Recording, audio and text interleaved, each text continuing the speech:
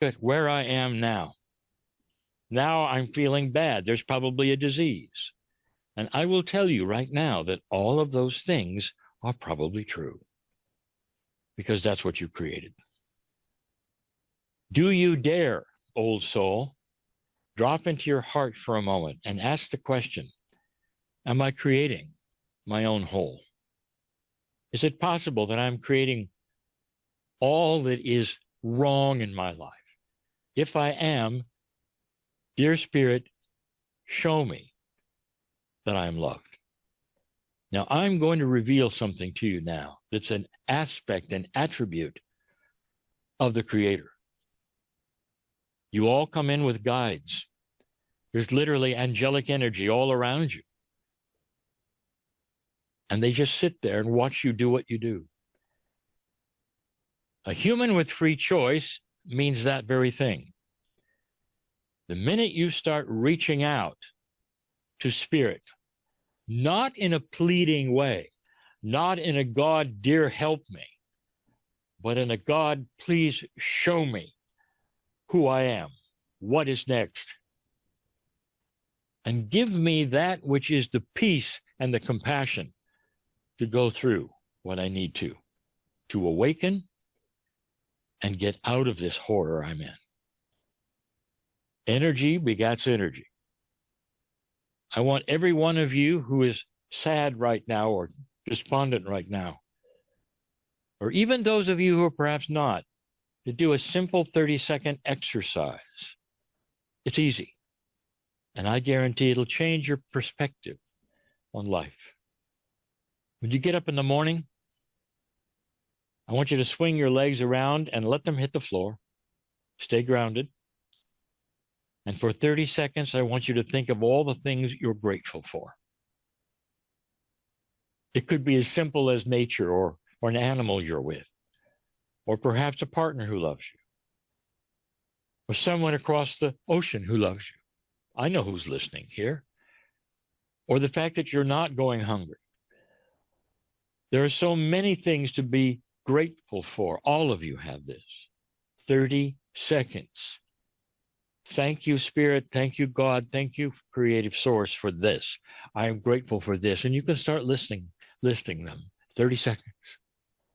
And I'll tell you why this is important. It's hard to get into fear when you start with gratitude.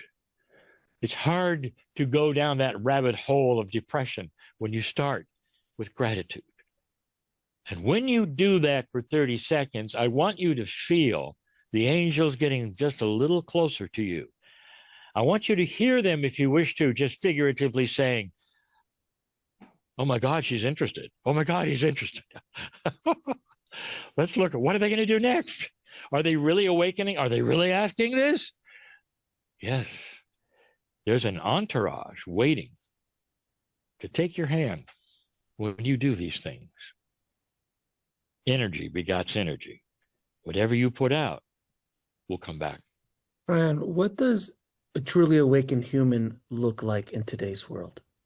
What kind of a human is that to you? An enlightened one, a conscious one. It looks like light. Just like light. When we look upon this planet, we see love for every single human being. The ones who have a higher consciousness that have discovered that every single day they're taken care of. Every single day they have answers. Every single day they can have healings. And there's purpose and reason. They're like beacons of light. 25 years ago, there weren't that many. Not really. Today, if you could see what I see, there's lighthouses all over this planet, more than ever before, who have awakened to a greater truth.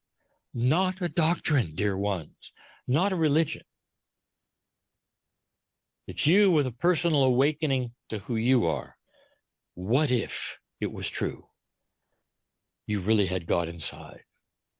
What kind of a difference would that make in a 3D world that you have to walk around in? You walk in a toxic world and it doesn't touch you. That's what it's like. You walk where somebody can yell at you and call you names and it doesn't affect you. It doesn't press your buttons because you have mastery. Mastery doesn't react. Mastery observes. And you walk forward without feeling a thing. Let them feel what they wish. What I will show them is love. That's what it looks like. It looks like light. And there's a lot of it here, my friend. For those watching right now who are living in fear about the future, what advice or words of wisdom do you have for them? Almost everything that you're afraid of has been given to you to be afraid of. Almost everything you fear has been on a plate handed to you.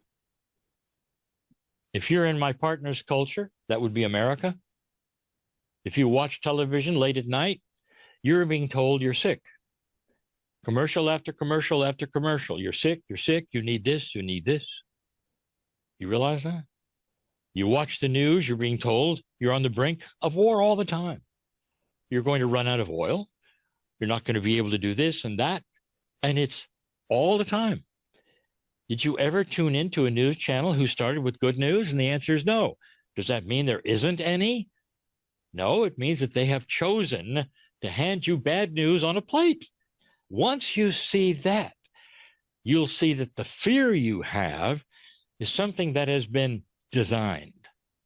You, my friend, are designed for joy, for wisdom, for light. Once you start understanding the dynamics of why you feel the way you do, you start relaxing a bit. You start not watching those things that you know are designed to frighten you. Then it gets even better. Now you're in control of your life. The snowball is rolling down the hill of peace on earth. You have a chance to slow it down or speed it up, depending on how you feel about yourself, who you are, what you might be able to do, just individually, for yourself. Did you know that when you vibrate higher in consciousness, that there are certain diseases that cannot attach themselves to you? Now, you think that's esoteric? It isn't. You're going to find there's science behind that, because diseases are living things.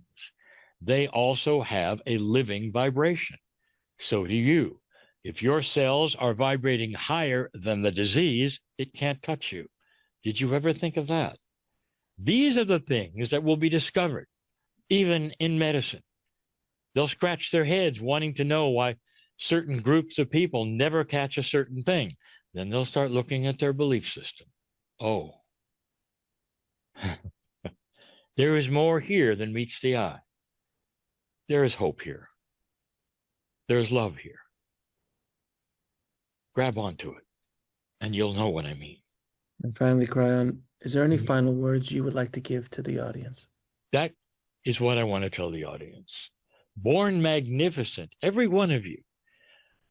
Don't buy into the lie that you came here by accident, or that perhaps you have a creator who doesn't like you, who's looking at you, who will send you to hell and torture you forever.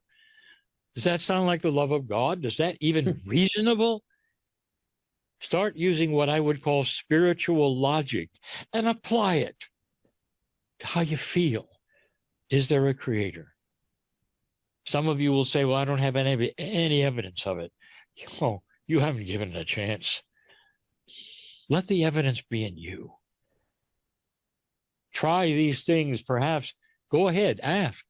Dear Spirit, are you real? Show me. Do you have the courage to do something like that and not then decide in advance to do that? Most people who hear this, that's what they do. Okay, I'll give it a shot, knowing perhaps in their brain it won't work. And so what do? They do it knowing it won't work. And then when it doesn't, they say, see, it didn't work. They set up their own result before they ever begin the problem. Instead, if you would open your heart and say, I'm here, I'm really here. If you love me, show me. Oh boy. Spirit cannot resist a human being's heart that is pure, that asks that.